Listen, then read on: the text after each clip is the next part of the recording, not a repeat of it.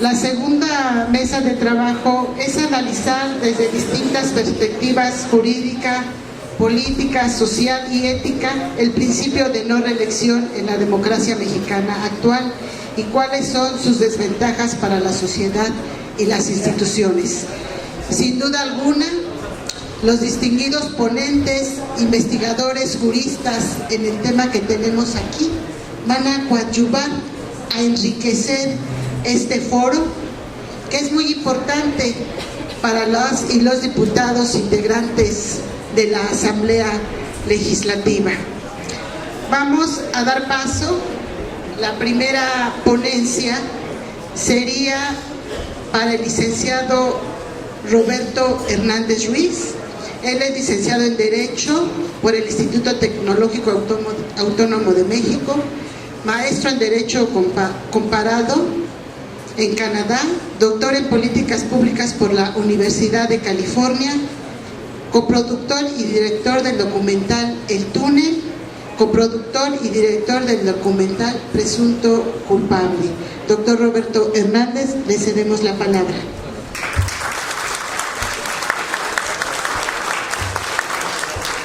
Muchas gracias por la invitación, diputado. Gracias por quedarme a pesar de mi manera un tanto abrupta de pedirle su presencia.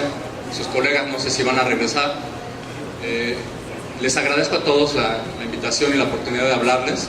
Como les comentaba la compañera, me tocó producir, la compañera diputada, perdón, me tocó codirigir y coproducir el documental de Presunto Culpable.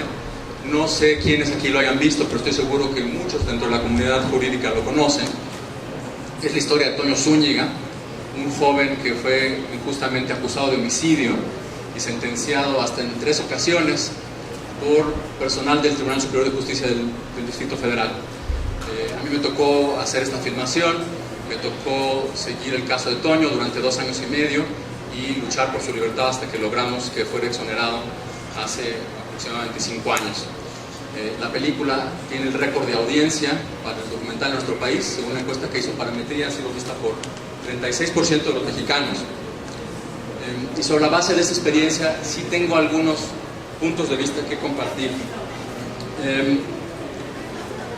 Miren, creo que es simbólico, no sé si venía caminando por acá, por la banqueta vi que este edificio es el edificio de pesos y medidas, o el edificio de la Secretaría de Pesos y Medidas.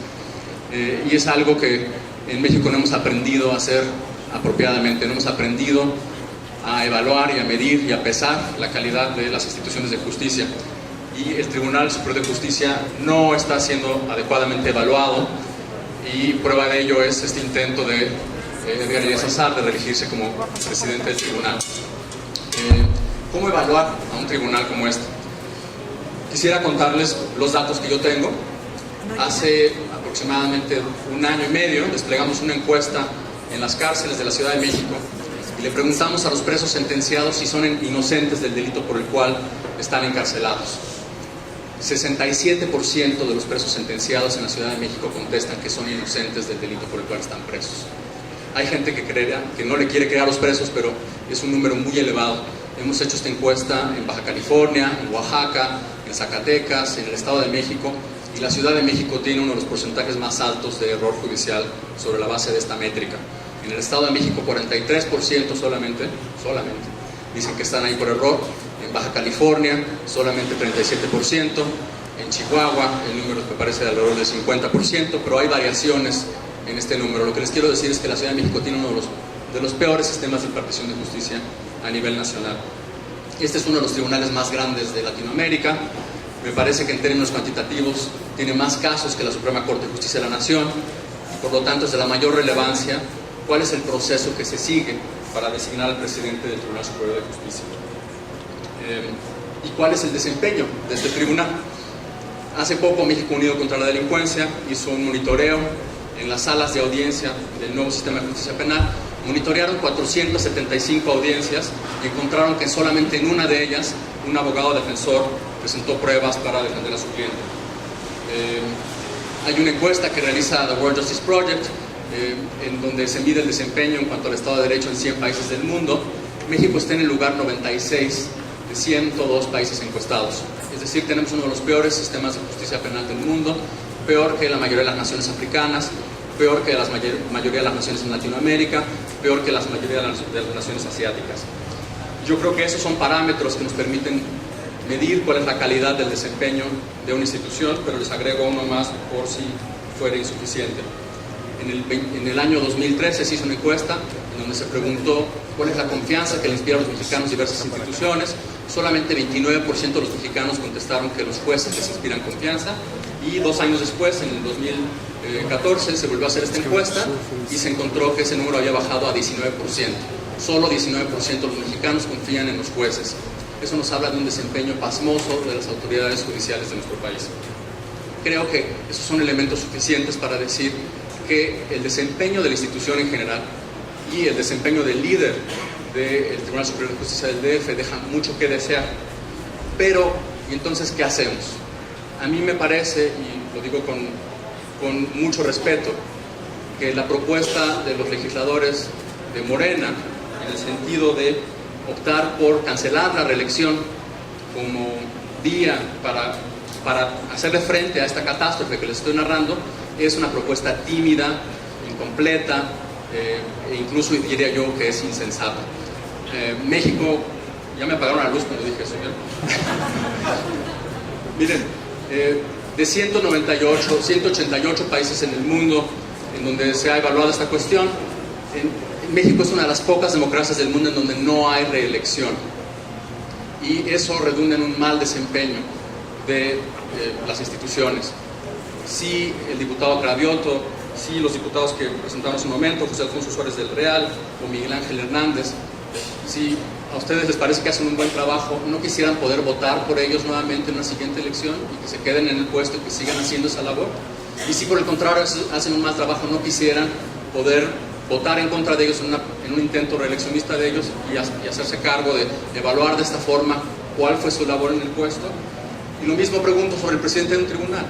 A mí lo que me parece que es un despropósito es que el presidente del Tribunal Superior de Justicia del DF pueda reelegirse por el voto de sus pares, no que pueda reelegirse en sí. A mí me parece que debería de un presidente de un tribunal reelegirse. Si fuera un presidente como alguien como de la talla moral, como Jorge Rodríguez y Rodríguez, que presentó hace un momento, alguien de la talla moral como José Guadalupe Carrera Domínguez, que autorizó la filmación de presunto culpable. Esos magistrados los queremos y los queremos ver reelectos. El problema con la presidencia de Edgar Elías Azar es que es una presidencia manchada por numerosas alegaciones de corrupción al interior del tribunal, por numerosas alegaciones como se habló en el caso Yahoo, en donde hay una sentencia por millones de dólares, en donde se le notificó al presidente que esto existía y que hay sospechas de corrupción que se ventilaron en diarios norteamericanos. O hay casos como el de presunto culpable, en donde me tocó a mí ser demandado por más de 3,000 millones de pesos por hacer un documental. O, en fin, hay una gran cantidad. Si ustedes buscan simplemente en Google Tribunal Superior de Justicia del DF y corrupción, van a encontrar una cantidad innumerable de notas en donde se menciona directamente al presidente del tribunal, Edgar Elías Azar. Yo creo que se requiere una cosa mucho más compleja que simplemente parar la reelección o modificar la ley orgánica del Tribunal Superior de Justicia del DF.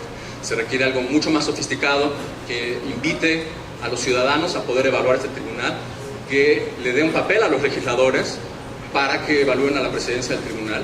A mí me parece que es incorrecto que se autodescarten incluso como evaluadores del presidente, o que se piense que por hacer este foro pues haya una especie de injerencia en los asuntos del tribunal. No me parece que esto es así. Los jueces no son electos por elección popular y debe haber alguna vía de rendición de cuentas democrática, y me parece que idealmente es la Asamblea Legislativa la que puede hacer esto. Entonces, con esas ideas, pues los dejo, los invito a que sigan el debate. Me parece que es brillante que haya tantas personas interesadas en cuál es el resultado de este proceso, y celebro además que haya una persona que se haya inscrito como el candidato de la dignidad, como él mismo dijo, para contender en contra de Edgar Elías Azar por la presidencia del tribunal. Les agradezco la invitación y que me hayan escuchado. Muchas gracias.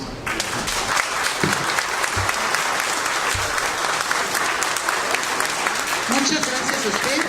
Agradecemos la semblanza del doctor Roberto Hernández y le damos paso a la semblanza de Rocío Culebro, tiene una trayectoria de más de 20 años en la defensa, promoción y protección de los derechos humanos. Actualmente es directora del Instituto Mexicano de Derechos Humanos y Democracia. Le damos la palabra.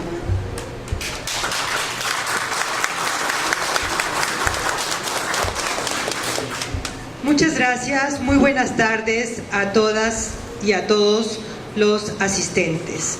De verdad creo que esta es una excelente oportunidad para discutir muchas cosas acerca de lo que significa el Tribunal Superior de Justicia del Distrito Federal. Una ciudad como esta, que ha tenido gobiernos provenientes de la izquierda, debe asegurar los principios de una democracia como es la independencia judicial. Las garantías de independencia judicial protegen la función jurisdiccional de injerencias arbitrarias por parte de otros poderes. Es por esto que los periodos de gestión de los magistrados no deben coincidir con los periodos de las jefaturas de gobierno, ni de las legislaturas. Sin embargo, los estándares de protección a la función judicial establecen también que el órgano encargado de la administración, vigilancia y disciplina deben ser independientes, no solo de los poderes legislativos y ejecutivos, sino también del mismo tribunal, es decir, adentro del tribunal. La relatora sobre independencia judicial de las Naciones Unidas, en su visita a México en el año 2011, se pronunció en cuanto a la necesidad de que las funciones relativas a la presidencia de un tribunal superior y las del presidente del Consejo de la Judicatura recayeran en personas diferentes. Hace un rato escuchaba que piensan hacer una modificación. En ninguna otra entidad de la República está separado el Consejo de la Judicatura del tribunal, es decir, es la misma persona, el presidente, el que atiende ambos órganos. Si de verdad esta legislatura quiere ir más allá, sería muy bueno poder establecer esta separación y elegir el consejo de que quien dirija el Consejo de la Judicatura sea otra persona distinta al presidente del tribunal, porque el consejo, su función es la de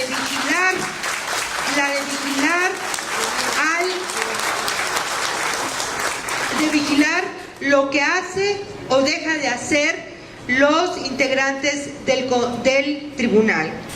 Por eso creo que si es así, yo los invito también a que sigan reflexionando y tomen en cuenta este punto que me parece que podría ser de gran envergadura en la República. También la modificación, un problema que tenemos, y por eso estamos aquí, es que no puede haber modificaciones a modo de los periodos de gestión de los presidentes del tribunal. Son preocupantes por la concentración de funciones reguladoras, disciplinarias y administrativas en una sola persona, que al ser quien regula y administra los sistemas de acceso, permanencia y promoción de quienes podrían ser sus contendientes, plantea una clara asimetría en los procesos de elección de la presidencia del tribunal, como bien lo decía Roberto. La relatora especial también llamó su atención sobre la necesidad de una equilibrada representación entre hombres y mujeres que cuenten conocimiento en temas de género. Para guardar un equilibrio judicial es vital que haya una sana distancia con el Ejecutivo, es decir, con el jefe de gobierno. Esta distancia más bien se mira muy estrecha en la actualidad, la cual no ha sido provechosa para la puesta, por ejemplo, para la puesta en marcha del sistema penal acusatorio, ya que el presidente Elías Azar no se ha distinguido por empujar que el jefe de gobierno haga que se dispongan de los dineros necesarios para que el Poder Judicial camine en la puesta en marcha del mismo. El mismo presidente que hoy se quiere reelegir dice que una de sus propuestas es concluir la puesta en marcha del sistema de justicia penal el próximo año. Pues bien, debió haberlo hecho mucho antes, hace muchísimo tiempo, y no ahora que le queda menos de un año para cumplir el plazo establecido para que contemos con un sistema oral. Así que es una promesa que está, digamos, desfasada. Por eso decía que si tenía una estrecha relación con el jefe de gobierno, debió, en aras de tener y ser la primera entidad en estar a la vanguardia, como lo ha sido en otras cosas, de que se pudiera contar con el financiamiento, con el presupuesto necesario para ello y no dejarlo a última hora como en muchas entidades se está haciendo. Así que creo que eso no puede ser ya una propuesta, ¿no? Sino porque está contrarreloj. Lo anterior también es de preocuparse porque el actual presidente no estableció, pues, en sus 8 años de trabajo, un sistema de evaluación de desempeño de cada uno de los jueces y magistrados, lo cual es necesario para contar con un contrapeso para la impartición de la justicia. Pero el nombramiento de jueces se da por consigna, o mejor conocido, por dedazo, y eso tampoco puede seguir siendo así. También es un momento importante para que al interior del tribunal se discuta con seriedad cómo se hacen las promociones, cómo se evalúa la gestión de cada uno de los jueces. Es necesario también que haya una examinación de sus propias resoluciones, que retomen de manera adecuada lo establecido, como ya se decía en la mesa anterior, lo establecido en el artículo 1 de la Constitución. Cómo se incorporan los estándares internacionales en sus resoluciones, porque lo que establecen los estándares internacionales no solo son una aspiración, son un derecho que debe ayudar a garantizar una mejor impartición de justicia, incluso ser innovadores y alentar a juezas y jueces a ser mejores en aras de lograr una fortaleza en la institución y en la justicia. El perfil de los postulantes debe ser claro y detallado con las características que se consideran imprescindibles para ser presidentes del tribunal. Debe garantizar la independencia e imparcialidad, honorabilidad y una historia de conducta intachable, conocimiento legal importante, habilidad en la argumentación jurídica, compromiso con la independencia, imparcialidad y autonomía, de la institucionalidad del Poder Judicial, compromiso con la protección de los derechos humanos, los valores democráticos y la transparencia, capacidad para entender las consecuencias sociales y jurídicas de las decisiones que ellos toman. Ya puso Roberto el caso del que conocemos como el presunto culpable. Hay mucha gente que está en las cárceles y fueron juzgados, sentenciados por un juez, y que muchos de ellos son inocentes. También me recuerda ahora el caso de una pareja venezolana que pasó de una acción administrativa a una acción penal. Los acaban de poner en libertad, pero eso tiene que ver con la administración de este presidente que está ahora en el tribunal. También, como parte del perfil, tiene que tener la capacidad para mantener un balance adecuado entre mantener un alto ritmo de productividad, la calidad de la decisión jurídica y la profundidad de la consideración de los casos. El buen funcionamiento del sistema de justicia es un elemento esencial para la existencia de una democracia efectiva en la que existe una relación de pesos y contrapesos entre poderes y se respete el Estado de Derecho. Esto es lo que pedimos las y los ciudadanos en esta ciudad. Creo que no es menor lo que pedimos. Hoy tienen la oportunidad, tanto el Poder Judicial como el Poder Legislativo, de discutir con seriedad, cada uno desde su ámbito, de cómo podemos y debemos tener una mejor justicia en nuestra ciudad. Gracias.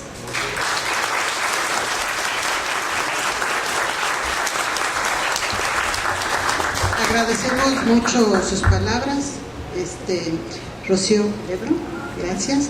Vamos a dar paso al maestro Sergio Méndez Silva, licenciado en Derecho, con mención honorífica, maestro en Derecho con alto desempeño académico por la Facultad de Derecho de la UNAM.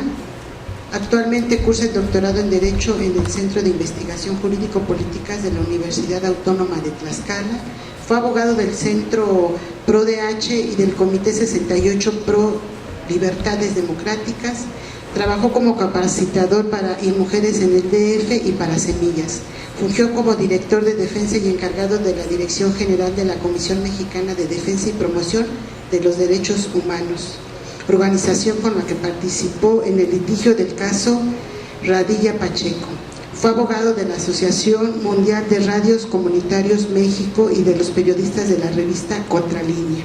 Se desempeñó como segundo visitador general en la Comisión Estatal de Derechos Humanos de Nuevo León y como asesor en Derechos Humanos de la Suprema Corte en la ponencia del ministro José Ramón Cosío. Colaboró con varias organizaciones de derechos humanos y es integrante del colectivo Justicia Pro Personal. Adelante, maestro.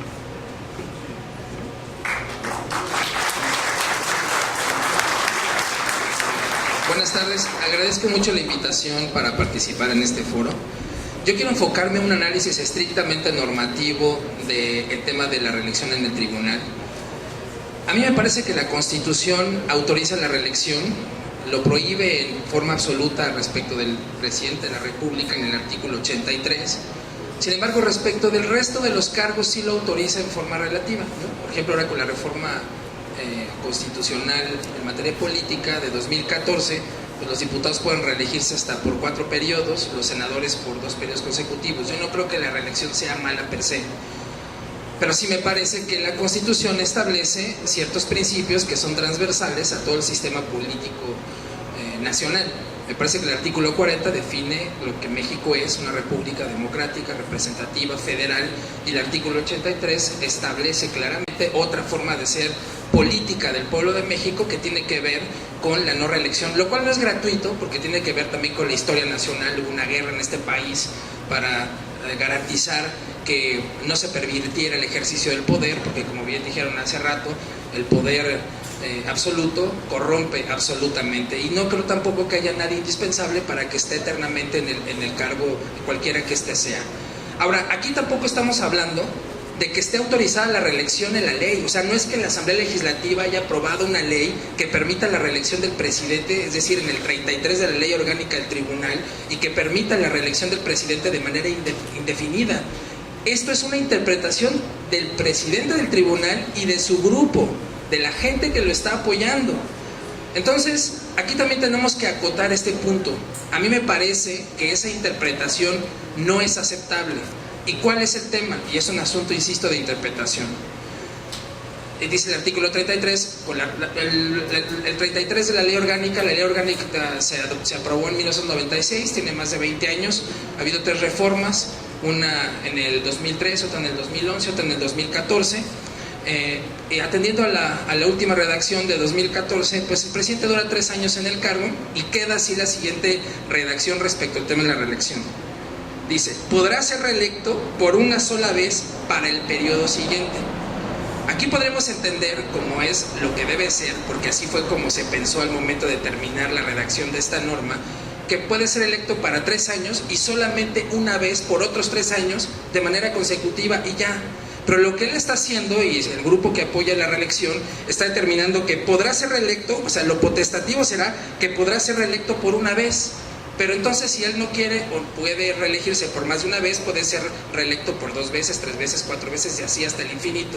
A mí me parece que esa interpretación, que sería la única posible desde esa óptica de la reelección, que es lo que se pretende, permitiría una reelección indefinida y permanente del presidente. lo cual está prohibido constitucionalmente, porque ni para el presidente de la República solamente existe esa prohibición por una razón de orden político e histórico, pero ni siquiera para el resto de los cargos de elección popular, y tampoco corresponde con la práctica normativa, ni tampoco con la práctica empírica en los otros tribunales de los demás estados de la República. No existe una reelección indefinida para los presidentes de los tribunales de justicia en todo el país, no existe. Sí pueden ser reelectos en sus cargos, pero no de forma indefinida, como sería la consecuencia lógica de una interpretación que se pretende ahora del artículo 33. Entonces no estoy de acuerdo con eso. Y lo otro, porque como tenemos poco tiempo y sé que traía una exposición mucho más amplia, pero me voy a contar solamente un tema que me interesa discutir. Esto es impugnable o no por parte de los demás magistrados del tribunal, porque seguramente se va a imponer al presidente actual, va a haber seguramente una reelección si es que no se modifica esta pretensión, y entonces este asunto se va a judicializar. Estuve revisando la jurisprudencia que existe sobre el tema de la impugnación de los presidentes. Hay dos casos, uno es muy interesante, es el amparo, el primer caso que me parece que hay que discutir es el amparo en revisión 82-2012, resuelto por el primer tribunal colegiado en materia administrativa del sexto circuito. Hubo un conflicto también interno, se impuso al presidente, recurrieron los magistrados a la controversia constitucional inicialmente, que la Suprema Corte resolvió, la controversia constitucional 11-2002, del 4 de marzo de 2003, la propuso el ministro ponente, fue el ministro Juan Silva Mesa, que sale a finales de este año como ministro presidente. Y nada más como antecedente, la controversia constitucional, lo que recibió la Corte es que en Tlaxcala, esto fue un conflicto entre los magistrados de Tlaxcala, no se estaban poniendo de acuerdo sobre quién iba a ser el titular del Poder Judicial. El cargo solamente duraba un año, y como no había acuerdo, no se podía nombrar al nuevo presidente. Entonces la Corte lo que analizó fue si podía de forma automática el presidente en funciones mantenerse por otro año más hasta en tanto no se eligiera el nuevo titular. Y la Corte resolvió que sí podía mantenerse, pero no porque estuviera autorizada la reelección, sino porque ante la falta de acuerdo de los integrantes del tribunal, en aras de que hubiera certeza jurídica para los gobernados y para que no quedara céfalo el tribunal, hasta en tanto se pusieran de acuerdo para elegir al nuevo titular, entonces podía mantenerse en el cargo el que se había quedado por un año y sin reelección. Esa fue la solución de la Suprema Corte de Justicia. Como no hubo solución entonces, en términos prácticos para los magistrados, se ampararon. Y el asunto recayó en el primer tribunal colegiado en materia administrativa del sexto circuito, que desechó la demanda de amparo con un criterio bastante interesante y sui generis, con el que no estoy de acuerdo. Lo que dijo el tribunal fue: no es posible que se amparen los magistrados, no es procedente la acción constitucional, porque la decisión interna del cuerpo colegiado para elegir al presidente está regida, es una relación de coordinación. Voy a hacer una brevísima exposición de qué es esto. Las relaciones de coordinación son las que se dan entre particulares, entre iguales. Generalmente son relaciones regidas por el derecho privado, los contratos civiles, si se cansa de alguna que arrende un inmueble. Eso es una relación de coordinación entre particulares. El otro tipo de relación es de suprasubordinación, que es la relación clásica entre gobernados y gobernantes, ¿no? El Estado ordena y los gobernados obedecen. Y la otra tipo de relación es la de supraordinación, que es la que se da generalmente entre propias autoridades. El presidente con el Congreso tiene una relación de supraordinación, porque es una relación entre iguales, que también sus diferencias son judicializables mediante una controversia constitucional, por ejemplo, ¿no? Entonces lo que aquí decidió el colegiado fue decir, es que la decisión entre los magistrados, como es una elección interna y ellos son pares, entonces es una relación de coordinación. Y al ser una relación de coordinación, es una relación entre particulares que no es justiciable mediante el juicio de amparo, porque no procede el juicio de amparo en contra de decisiones de coordinación entre particulares, entre iguales, y por tanto desechó. Y esto es justamente el argumento que yo quiero controvertir. En primer lugar, no es jurisprudencia, es solamente una tesis aislada. En caso de que este asunto se judicialice, yo opino que sí es posible que los magistrados afectados interpongan un juicio de amparo por la siguiente razón. No creo que sea una relación de coordinación, porque no está, insisto, aunque sí es entre iguales, no está regido por el derecho privado. Tampoco de suprasubordinación, porque tampoco cuando se decide, los magistrados tienen relaciones jerárquicas entre ellos. Creo que es una relación la intermedia, ¿no?, entre autoridades de supraordinación, entre iguales regidas por el derecho público. Entonces, me parece que en el momento en que se eligen, en que se decide quién va a ser el nuevo titular, están en una relación de iguales.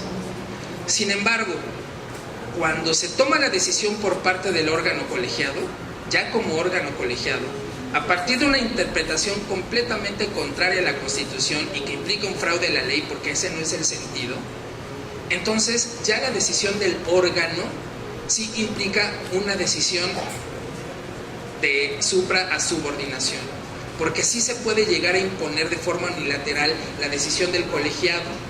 En esa circunstancia, entonces ya estamos hablando de que sí se crean, modifican o extinguen situaciones jurídicas concretas de manera unilateral respecto de quienes intervienen en la decisión. Por tanto, esa decisión sí puede ser judicializable porque hay una afectación a los integrantes del colegiado que no pueden participar de la siguiente manera. No existe, y esa es la interpretación que ha hecho la Corte Interamericana de Derechos Humanos, el artículo 23.1.6, con esto termino, de la Convención Americana sobre Derechos Humanos, establece el derecho a participar en condiciones de igualdad para ocupar cargos públicos. No existe el derecho a ser magistrado, no hay un derecho a ser juez. Existe un derecho a participar en un proceso para que en condiciones de igualdad con el resto se pueda ocupar ese cargo de magistrado o de juez. Así es como lo ha interpretado la Corte Interamericana de Derechos Humanos, y esto es lo que la Suprema Corte de Justicia, cuando resuelve decisiones administrativas, cuando el Consejo de la Judicatura determina quién es juez y quién no en los concursos internos, también ha acogido como interpretación. No hay derecho a ser juez ni a ser magistrado, pero sí hay derecho a participar en condiciones de igualdad en el procedimiento en el que se decide quién va a ser juez y quién va a ser magistrado. A mí me parece entonces que si el presidente del tribunal fue electo en la idea de que solo es posible una sola vez la reelección, no puede ser que en esta misma decisión que ahora viene, donde él pretende interpretar de manera diversa lo que dispone el artículo, deje en una condición de desigualdad con el resto de los magistrados. Entonces aquí se está afectando un derecho sustantivo, que es el derecho a participar de forma igualitaria, en condiciones igualitarias, por el cargo de presidente del tribunal. Y por otro lado, a mí me parece que el procedimiento mismo de elección es una garantía. Dice Luigi Ferrayol, un teórico del derecho que yo sigo fervorosamente, que hay garantías de primer nivel, ¿no? Garantías primarias. Una garantía primaria es la que está dispuesta en la ley. Una garantía, porque es un valor la no reelección, es precisamente lo que dispone la propia ley, de que no podrá ser reelecto más que para un solo periodo. Si quienes son los facultados de aplicar esa interpretación correcta y por tanto constituye una primera garantía, que es una prohibición implícita de la reelección indefinida, porque lo que se pretendería con esta interpretación, la que hace fraude a la ley, es una reelección indefinida. Eso es lo más grave, por eso es radicalmente contrario al texto constitucional. En esa circunstancia, entonces, los propios magistrados estarían violando la garantía de primer nivel, que es el procedimiento mismo para determinar quién va a ser el presidente del tribunal, afectando el derecho sustantivo a concursar en condiciones de igualdad del resto de los magistrados para ocupar el cargo de presidente del tribunal. Por esa razón, al ser una afectación a un derecho sustantivo, porque además, otra cosa, la Suprema Corte también ha determinado que no procede el juicio de amparo para alegar violaciones a normas procesales, ¿no? A mí me parece que el tema de la reelección del presidente, por ejemplo, por lo que el presidente mismo se refiere, son normas instrumentales. Él quiere ser reelecto, pero es, digamos, esa condición de la posibilidad de reelección es una norma instrumental. No hay un derecho adquirido del presidente a mantenerse de presidente de aquí al fin de los tiempos, ¿no?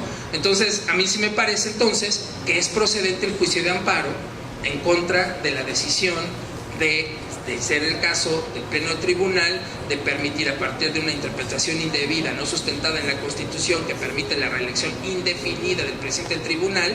Me parece que es perfectamente posible judicializar el caso, presentar un juicio de amparo, y es un tema que no hay precedente, que de reciente jurisprudencia en la Suprema Corte de Justicia de la Nación, y me parece que el caso podría ser atraído por la propia Suprema Corte, y creo que aquí hay muchas posibilidades para ello. Muchísimas gracias por su atención.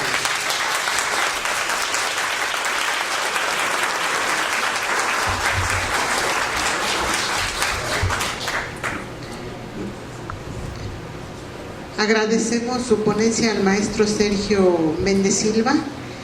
Vamos a dar la palabra al licenciado Juan José Cano Ugalde, licenciado en Derecho por la UNAM Ciudad Universitaria, licenciado en Derecho, tesis profesional Los Derechos Humanos de la Constitución de 1857, Seminario de Derecho Constitucional, posgrado en Maestría en Derecho Penal, Colegio Universitario del Distrito Federal, plan de estudios que contemplaron ciencias criminológicas y reformas constitucionales. Le damos la palabra al licenciado Juan José Cano Gani.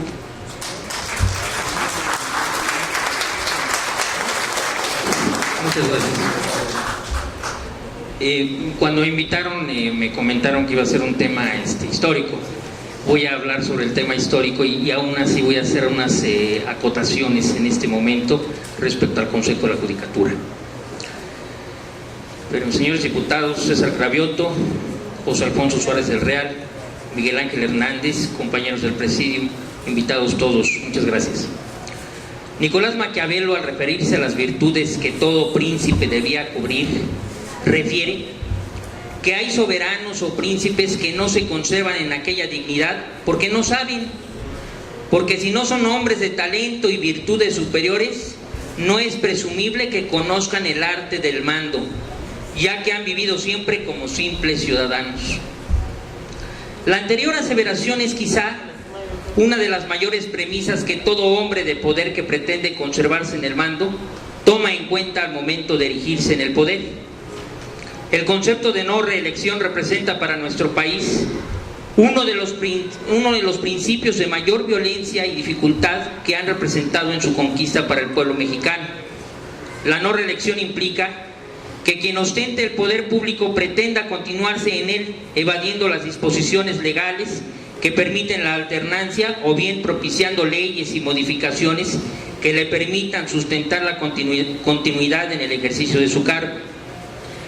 El ejemplo vivencial que tenemos los mexicanos sobre el abuso del poder y la continuación del mando lo tenemos en la imagen de Porfirio Díaz, quien gobernó México durante varios periodos. Nos dice Felipe Tena Ramírez en sus Leyes Fundamentales de México que primero fue electo presidente en mayo de 1877 y culminó en noviembre de 1880. Posteriormente continuó un segundo periodo de diciembre de 1884 a noviembre de 1888 y para ello ya se había establecido una reforma al artículo 78 de la Constitución de 1857, en el cual se permitía la reelección para un periodo inmediato. Antes de culminar ese periodo que abarcaba de 1888 a 1892, se promulgó una nueva reforma en 1890, en el que simplemente se estableció que el presidente entraría a ejercer sus funciones a partir del 1 de diciembre. Y así continuó en el poder su cuarto y quinto periodo. Y para el sexto periodo, que abarcaba de diciembre de 1900 a noviembre de 1904, se estableció una reforma a la Constitución del 6 de mayo de 1904, en el que el presidente y el vicepresidente entrarían en funciones el 1 de diciembre y durarían en su encargo 6 años, esta vez ya 6 años.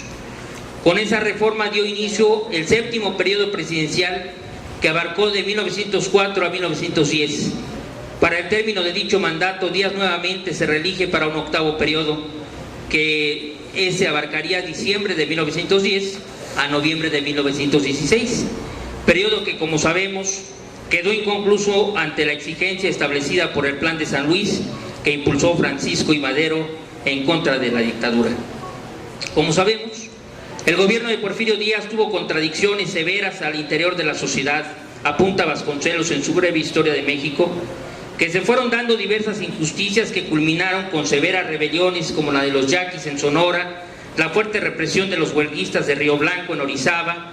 En el ámbito de los tribunales, esto es muy importante que lo escuchen todos, cuando el dictador gobernaba, los recursos eran nulos por lo dispendioso de los litigios y porque la Suprema Corte y los juzgados dependían directamente del dictador, que en todos los casos importantes mandaba una consigna secreta, la orden para que el fallo se diese por consideraciones de política o en favor de los más influyentes y poderosos.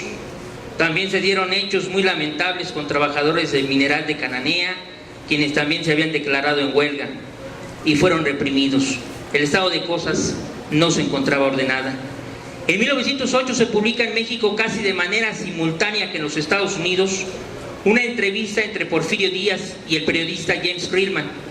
En dicha entrevista, Díaz expresó que el puesto no lo había corrompido en sus ideales políticos y expresó que la democracia es un justo y verdadero principio de gobierno, aun cuando en la práctica es solamente posible para los pueblos que han adelantado mucho, y advertía que en México, por las condiciones que prevalecían, haber descansado de golpe sobre las masas toda la responsabilidad del gobierno hubiera desacreditado la causa libre del mismo.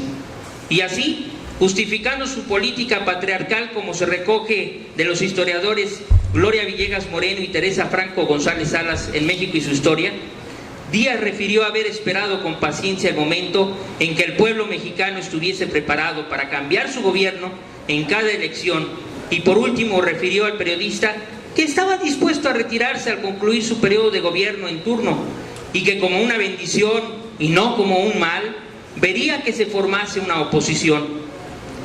Resulta curioso que el porfiriato se basa en la entonces Nobel Filosofía del Positivismo, planteado en su momento por Augusto Comte, por lo que la sociología y las ciencias naturales prevalecían en el pensamiento de la época. Y es curioso que el gabinete y los ideólogos de Díaz fueran llamados los científicos en alusión al positivismo, lo que para una opinión personal es contradictorio, porque el positivismo proscribe la metafísica y exige la observación y la comprobación, lo que quiere decir que niegan circunstancias estáticas e inamovibles en la búsqueda del conocimiento científico y nuevas leyes, por lo que al establecerse en el poder de manera perpetua, esto contradice el principio de cambio al que hace referencia esas ciencias.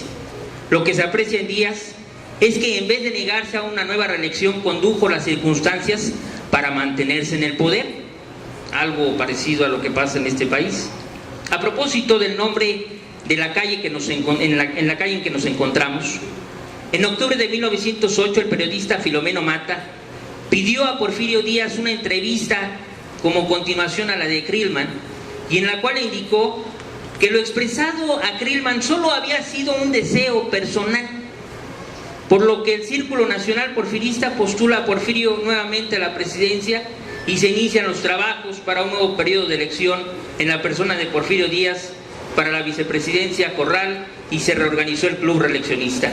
Por su parte, desde principios de 1909, Francisco I. Madero inicia trabajos para formar una agrupación antirreeleccionista y se funda su órgano de propaganda, iniciando giras por los estados a fin de designar candidatos a la presidencia y construir clubes. El resultado de las elecciones y la proclamación del Plan de San Luis nos llevan al inicio de la Revolución Mexicana. Como podemos observar, en la mente de quien pretende mantenerse en el poder están sus buenas intenciones por continuar sirviendo a la sociedad. Desde el punto de vista psicológico, quien ejerce el poder por mucho tiempo comienza a desfasarse de una realidad al creerse la única persona capaz de ejercer el mando y considerarse una especie de iluminado o de profetizado para cumplir la encomienda que el destino le otorgó. Al respecto, quiero citar como una simple coincidencia un artículo que se publicó en el periódico La Crónica el día 9 de octubre de 2015, y es en relación a una entrevista concedida por un presidente de un Tribunal Superior de Justicia en este país que pretende una reelección. A pregunta expresa del periodista, quien le dice: apenas hace un año dijo que este sería su último periodo, ¿qué lo hizo cambiar de opinión? Contestó el presidente del tribunal: a lo mejor me agarraste en un momento cansado. Y sí, tienes razón, 8 años sí son muchos, yo lo reconozco, pero tengo fuerza para seguir adelante y salud también. Tengo todos los requisitos para poder continuar con los trabajos. ¿Qué es lo que me presiona para seguir adelante? Tenemos años trabajando en estos proyectos. El tema de la oralidad, de la independencia judicial, es lo que me preocupa. No quiere decir que sea yo el único que lo puede hacer. Que venga otro aspirante, que venga y que lo haga. Pero yo lo que no podría permitirme a mí mismo es que después de tanto esfuerzo que se ha hecho en el de la oralidad, ha sido un cambio bárbaro. Le pregunta el periodista: ¿ve algún problema en caso de hacerse un cambio en la presidencia del tribunal? La curva de aprendizaje, contesta. La curva de aprendizaje es muy lenta en este caso, porque son muchísimos los problemas que hay que ver. No solo eso, por ejemplo, el tribunal podría enfrentar una asamblea legislativa, bueno, negociar con una asamblea legislativa en donde este momento está muy partidizada. Nuestro tribunal está en un déficit presupuestal muy importante, estamos entre el 30 y 40% de déficit. Tiene que llegar un presidente muy fuerte, con pleno conocimiento de los temas presupuestales. Y le pregunta el periodista, ¿los aspirantes cumplen el perfil? Y contesta el magistrado, difícilmente cualquiera va a conocer las partes internas de todo el proceso que se vive aquí. Atrás de un juzgado hay toda una serie de actores administrativos, políticos, que es inimaginable. No hay quien no se sienta en una reunión de control de la oficialía mayor que no quede sorprendido lo que se mueve alrededor de un juzgado. Tengo una ventaja enorme sobre mis competidores. Conmigo no va a haber sorpresas.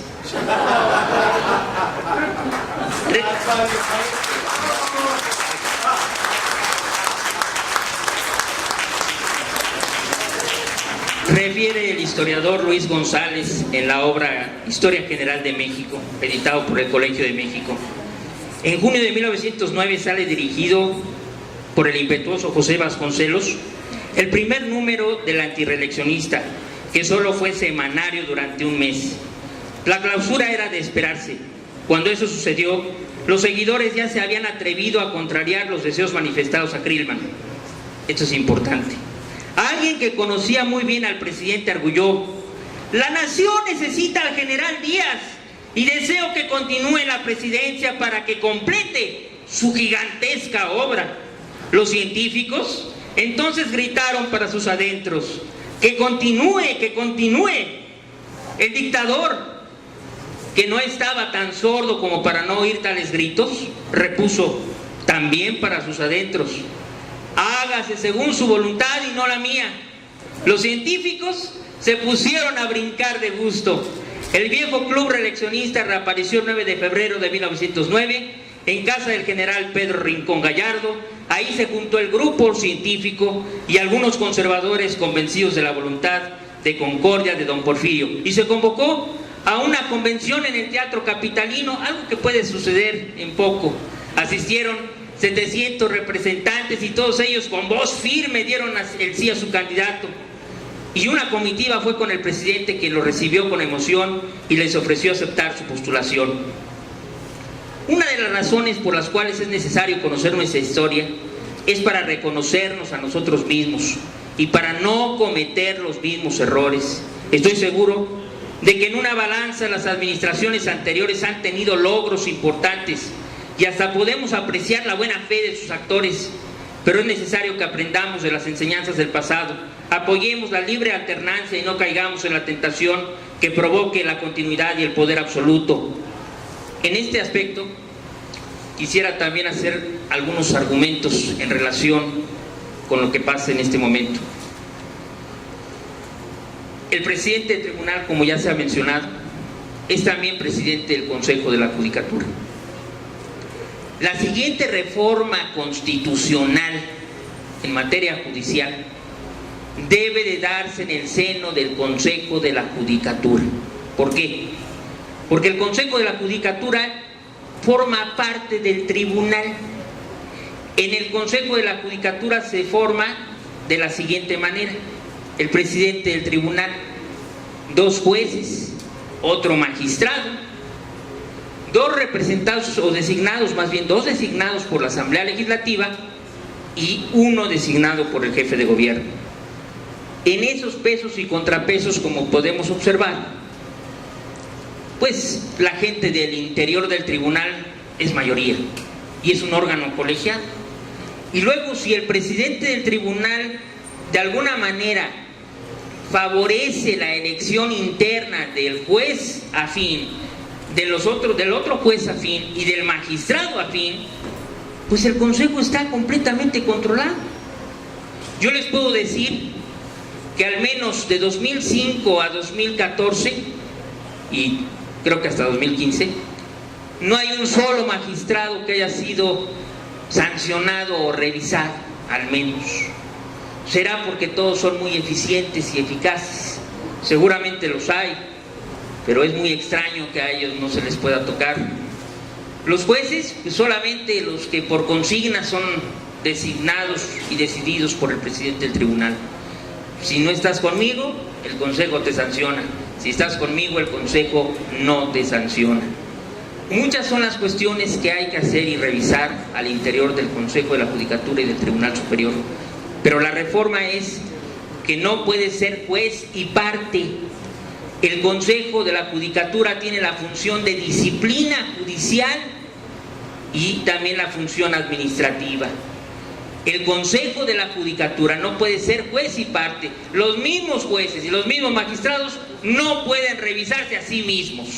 Es importante que haya una verdadera división de facultades y competencias y que haya una autonomía del Consejo de la Judicatura. Solo así podremos entender un sistema judicial renovado en donde no permee la corrupción ni el anacronismo. Por mi parte es todo. Gracias.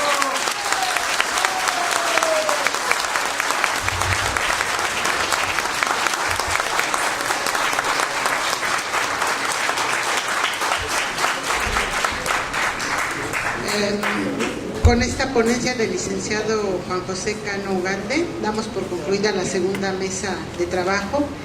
Agradecemos a los juristas y especialistas por sus aportaciones, conocimientos y reflexiones.